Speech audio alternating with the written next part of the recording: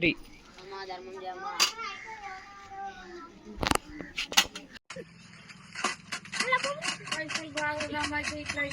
ధర్మం చేయాలా నా రూపాయికి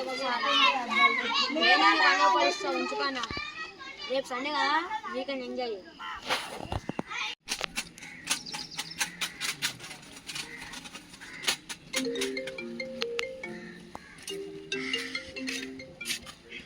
మామ ఇంత ఐఫోన్ ఉంది మామ.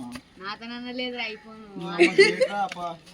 అరే 2 నెలల రూమ్ కి ఎప్పుడు కడతావురా? 25,000 జల్దీ నా ఫోన్ పే చేయి.